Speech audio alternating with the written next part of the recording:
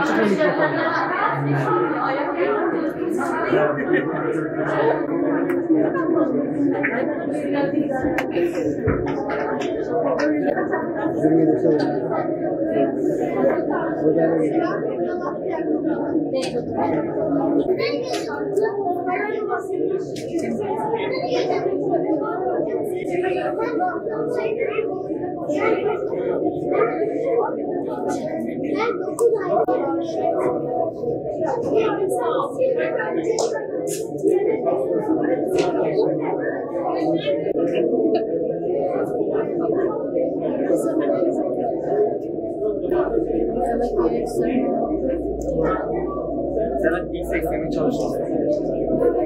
Bizim Türkiye olarak tam bağımsız Türkiye yolunda Milli Teknoloji Hamlesi adımı adı altında öğrencilerin gerçekten kendi içine yönelik potansiyellerini geliştirmemiz çok önemli. Çünkü biz Türkiye olarak kendi üretimimizi yapmamızın temel nedeni, temel ihtiyacı tabii ki de kendi kalifiye elemanları ve kendi yetiştirilmiş insandır.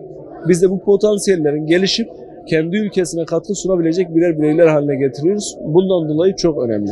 Buradaki bir çocuk 2 yılın sonunda bir çeyrek mühendis gibi eğitim alıyor diyebiliriz. Yani burada aldığı 11 farklı başlıkta artık çocuk bir şeyi nasıl üretebilir, nasıl tasarlayabilir bunu biliyor. Çocuğa bir hayal kur dediğinde çocuk rastgele bir hayal kurmuyor, gerçekçi bir hayal kuruyor. Burada gerçekleştirilen robot mekanizması sayesinde bir robot mekanizmasının ne kadar zor olduğunu görüyor, temel tasarımını öğreniyor.